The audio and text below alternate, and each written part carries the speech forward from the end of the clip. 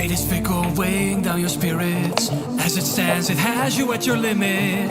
You have been captured by its chains. Nowhere you can run from all the trouble. Every second life is now a struggle, but you'll fight long as you remain. For in the deep dark ravine, down in debris, hope still abides, although it descends. Your hands shall uncover that prize buried under. Once it's obtained, then the world can be changed. Fighting gold to those who reach for their goals. The only ones who shine the brightest focus on the virtue they hold. Before they die in their glow, even up against the mighty, you'll always keep on fighting. You're the ones who have the most valiant souls. Fighting gold.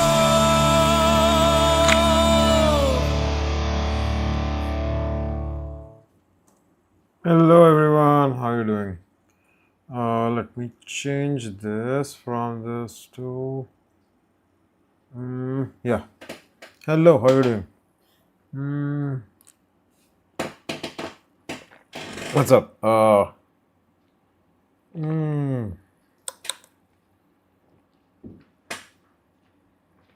Getting some caffeine in, and I'll be ready. Maybe I'll explain a concept or two, and that's about it. In the meanwhile, if you have any questions, you can ask me. Oh.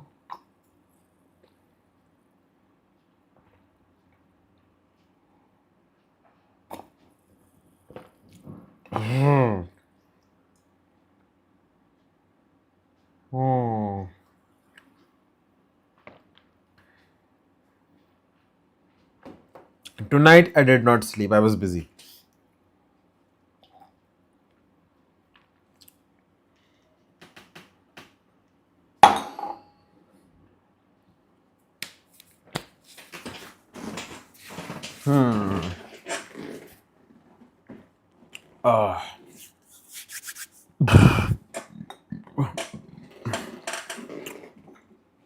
Let's. What should I talk about? Something interesting.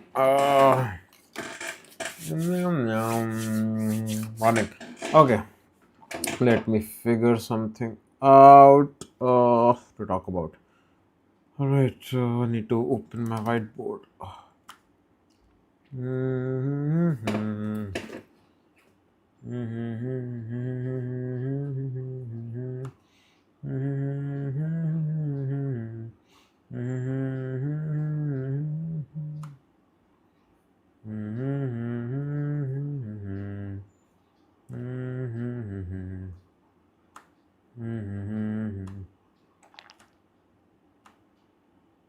Works well.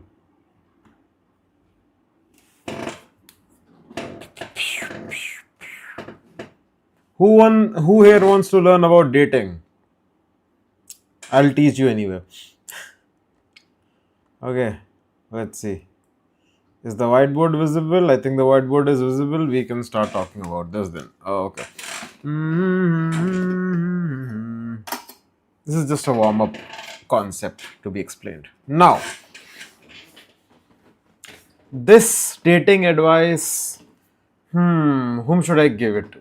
Okay, sorry, all the women in the house. Today we are going to give advice to men, but be assured that the advice that I'm going to give men is going to be useful for whoever ends up becoming their partner. Okay, what is this advice all about?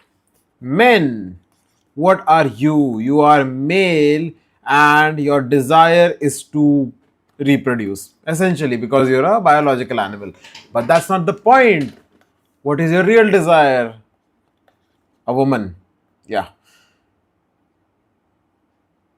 I'll change my mind. I don't want to talk about this. My head is all out of sync right now. Doesn't go with the channel theme. Let me go live. Something else. This is just not the vibe. Let's pull down the energy, talk about something else. What should I talk about? Oh.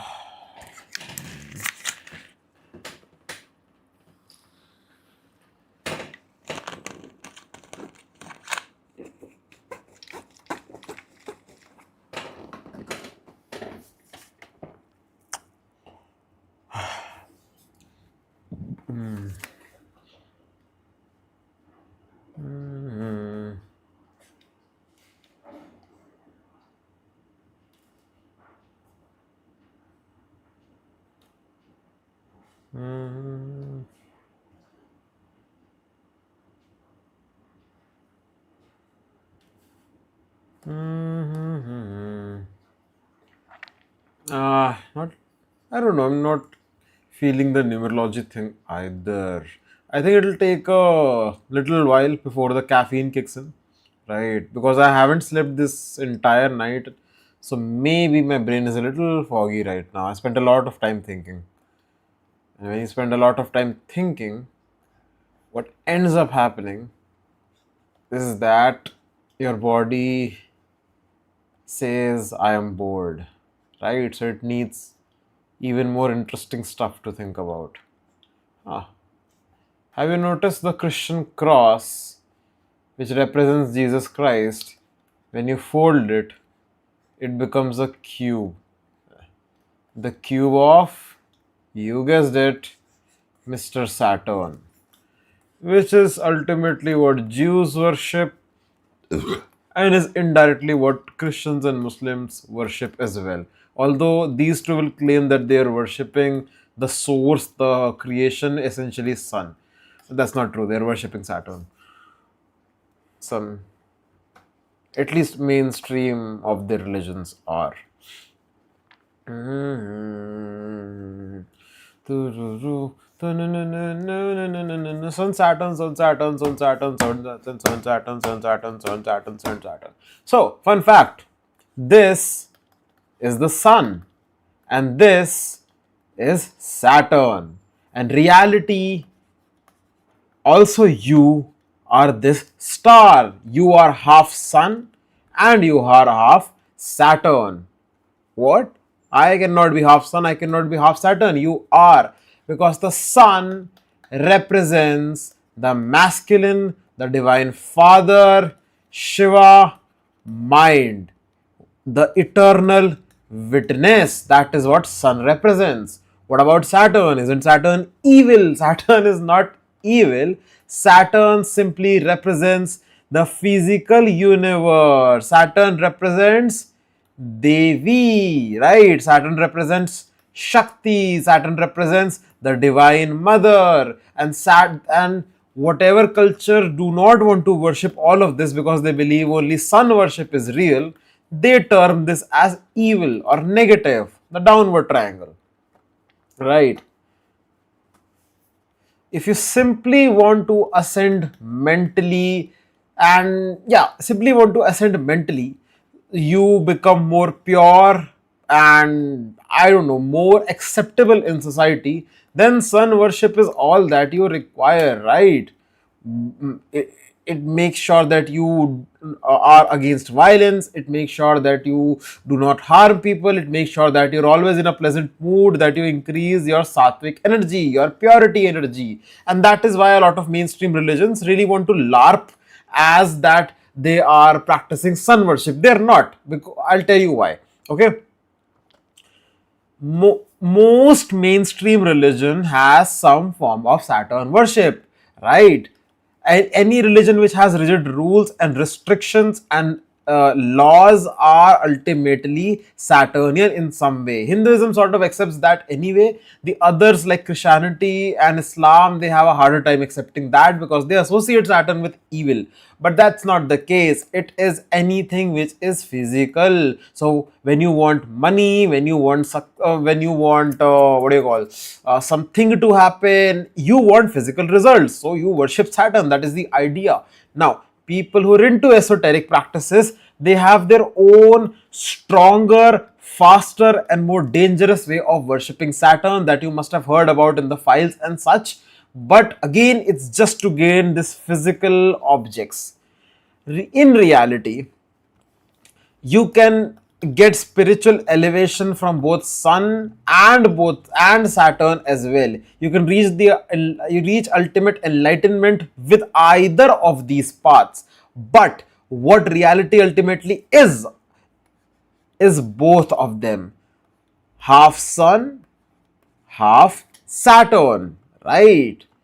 Why? Because technically, when I say everything is consciousness, that is correct. Everything is in fact sun.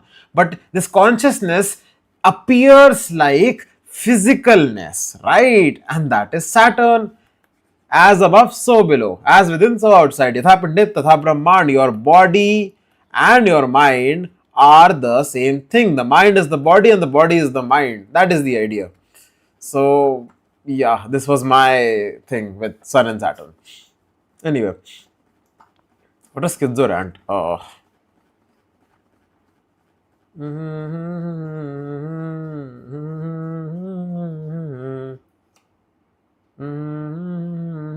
What is the latest? Oh, that was about it. Only these many messages. That's sad. You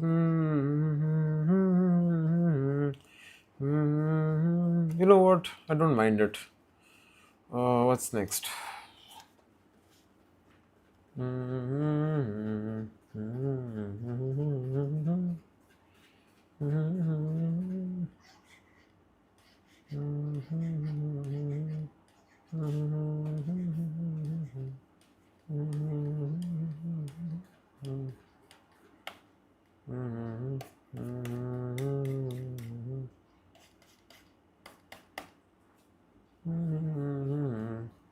Spirals.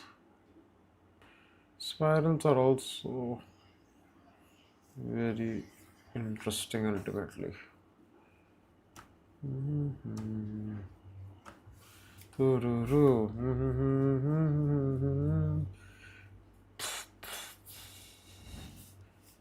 Is it possible to manifest a specific person? Yes. Should you do it? I recommend heavily against it. Do not do that. Do not violate people's consent. Not good. Not good karmically as well. Right? Just go, if you want someone back, just go through the normal channels. Don't fall into don't fall into this method. It's only going to, I mean, it will probably get you the results, but there might be consequences. Anyway, I always find it very fascinating how humanity is actually divided into three categories. The first category being animals or pashus, the second category being the Veeras or the brave people, and the third category being the divine people or the enlightened people. Right? 95% of the people are in fact pashus. You know why? Because all they care about is money, fame, success, romance, physical objects, right? Can I manifest a specific person? Can I get a lot of money? Can I get this job? Blah, blah, blah, blah. As if life ends here, as if the point of existence is all of this nonsense. Consumerism. That there is a reason you call these categories of people animals, right? Animal thinks of surviving, these people also think of surviving and resources and god knows what about the middle people? What are they are the Veera, they are the brave people, they are the people who have a very strong attraction, like almost obsessive attraction towards truth or reality. Why these people are plagued by the question of why every single waking moment of their life, and it is to the point that they will often ignore money, they will often ignore success. It doesn't mean that they don't want all of this, they probably do, but the why is the strongest emotion that they have. They want to know knowledge, truth. That is all they care about, right? This is the Veera category of people, right? Very, very rare. But there is a category of people, the top of the hierarchy, which is the rarest of them all, the divine beings, or let's say the enlightened people. These people are just chilling. These people have already attained truth, already attained God, already attained ultimate reality, and they are just like sitting down, chilling, and having fun, experiencing what reality is all about. They don't they aren't necessarily attracted to any form of resources or any form of like truth worship either. They are already the perfect abundant human beings. Very very rare though. Their purpose is actually to guide the Veeras, the brave people, to get to them. Essentially that.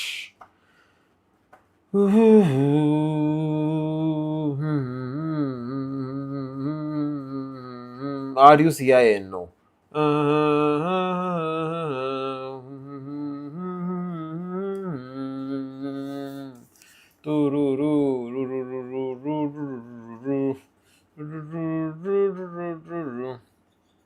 B K. Can someone tell me what does B, K, V and S mean together? What am I trying to signal towards?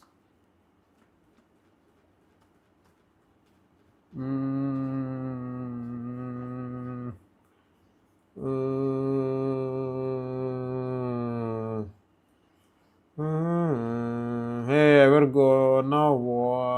Are dreams some kind of science? Dreams. Oh, this was the Varna system, the caste system, by the way. Dreams are an interesting topic, honestly. So,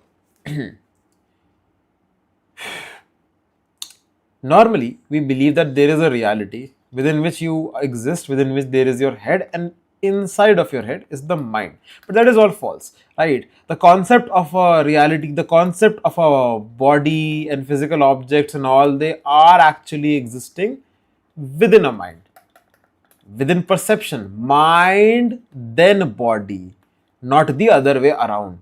Why is this important? This is important because when you are dreaming, you also have a body within the dream, right? You also have objects within the dream, yet the dream is where? It's inside your mind, and only when you wake up out of the dream do you realize that you were dreaming all along. Which means to say, which I mean to say that the current reality you're a part of, in which you're watching this video, that might itself be a dream, that might itself be within a mind. How do you know? You don't, right? And the funny conclusion from this is not that reality is a dream, although that might be the case.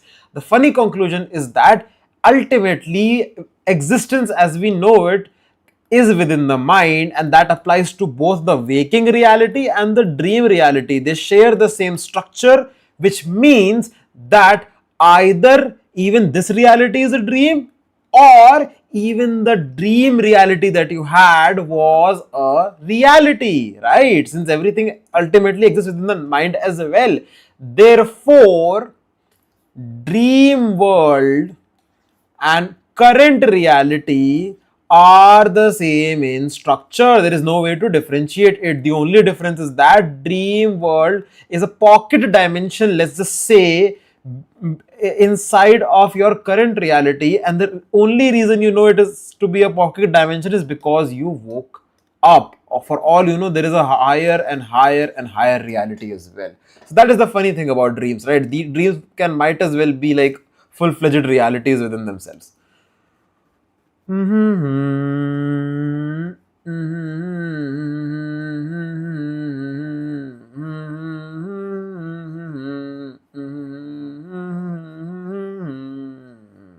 Okay, I have to keep this on for the whiteboard to show.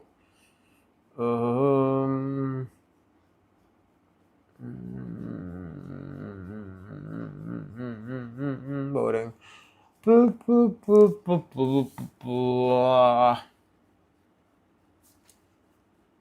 I have a question for everyone here, right? What do you desire ultimately? Probably dating or money. That will be category one person, right? You want some sort of physical reward. Other person is like, I want to be enlightened, or I want to be like, I want to open my third eye and God knows what. This is ultimately also in category one, because even spiritually you want powers, right? So it's like a spiritual materialism. The second category of people, the actual second category of people, therefore, will be who? They will be people who are saying, how do I stop suffering, right? How do I get out of this loop? How do I attain liberation? all of that, right? So we have identified two kinds of people in specific. What are these two kinds of people? People who want to add something to their lives and people who want to subtract something from their lives. That's it, right? But the truth of the matter is, if you are a system which is complete within itself, you are a representation of reality, as above so below, you are the universe, you are Brahm. Therefore, trying to add something or trying to subtract something will both be fraudulent path, right? You have to move towards remaining the same, just looking at yourself from a different angle, right? Is that not the point of non-duality?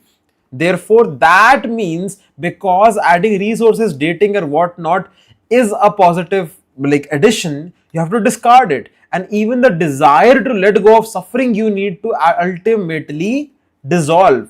Only then and only then do you move towards a different new perspective. You move towards enlightenment. And consequently, when you do get enlightened, you will rise above suffering as well. So you get your thing anyway, right? Interesting.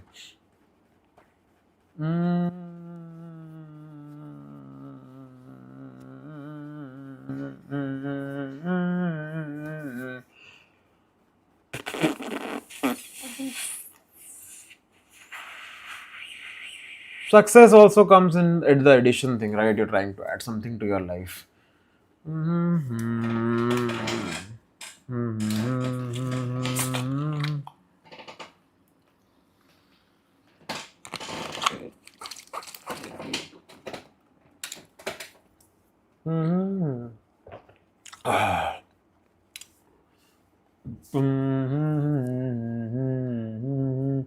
What else? Let's see if you guys have something interesting for me. If reality and dreams have the same structure, it means that there could be an infinite amount of dreams inside someone's absolute mind. Yeah, of course. And that's your multiverse, right? Infinite amount of dreams ultimately gives you the multiverse.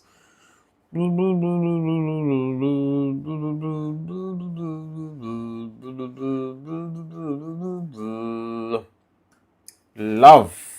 How will I define love? If I had to go outside of the categories of biology, if I had to go outside of any form of reproduction, let's not even take the God love angle either, right? Let's just try to understand what love is. What does love normally entail? Attraction or pull? Let's take the word pull. Pull is something that love always has. Yes, you do feel fulfilled, you do feel full. Even when you're sad in love, you do feel like you're abundant, right? So pull and abundant, that's two things. And there is your, of course, your object of desire is present. So okay, let's define love. Okay, love is when you feel a pull towards something or someone, the object of your desire, and this pull causes you to feel internally abundant. And therefore, love is a way to go from the illusion of being half to the reality of being completely abundant and full. Maybe that is how you would describe love, right?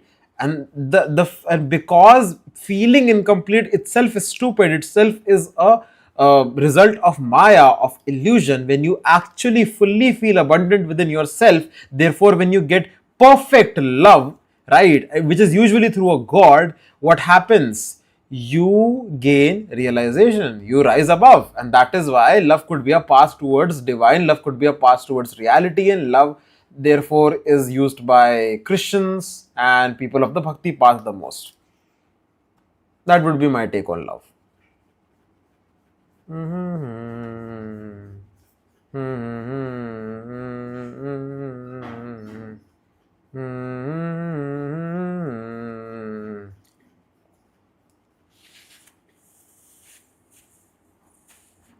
You always choose your own reincarnations. I mean, not like picking them out, but by your actions and other things.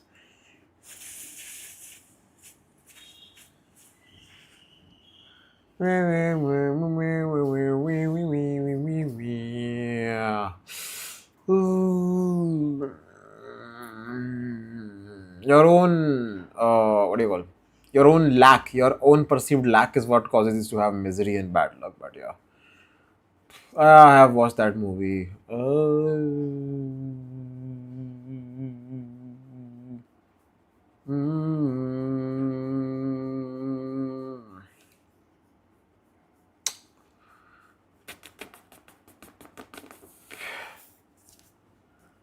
Okay. Suffering.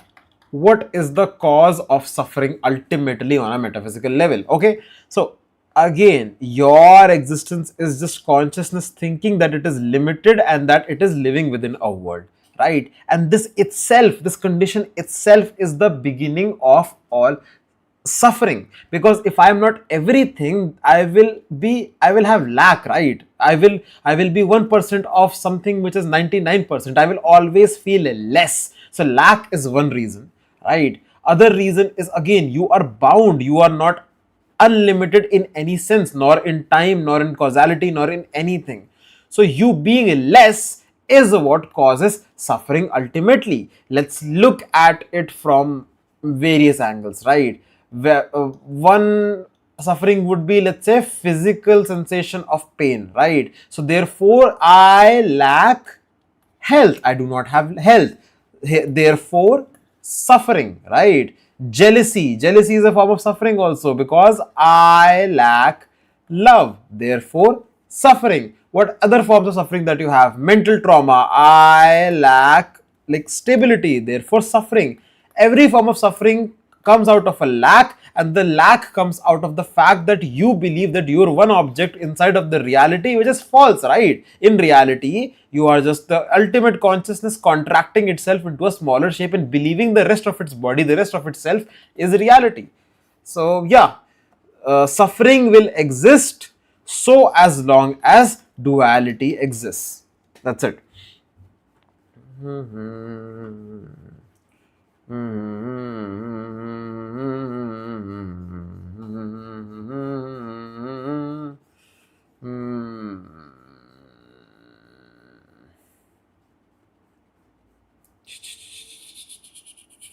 Act like a king.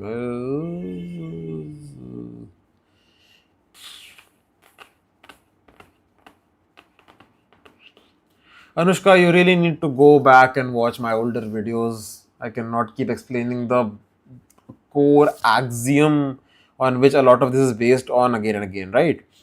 No, unfair. What's next?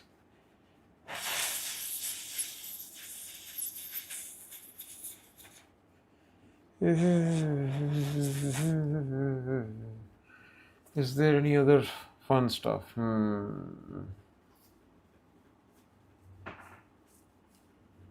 All right, I think that is enough whiteboard for today. We're going to switch back.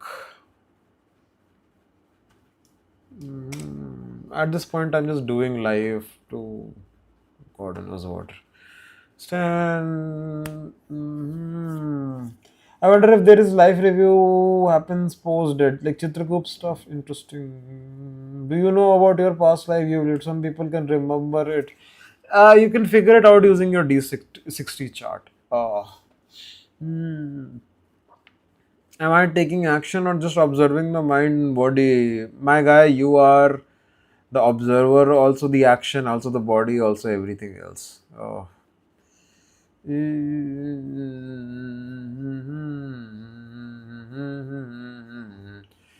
We are 50. Okay. At exactly 30-minute mark of the stream, I'm going to end it. So let's see.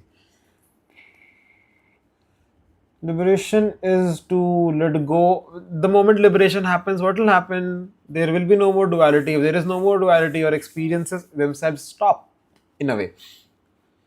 That's the idea.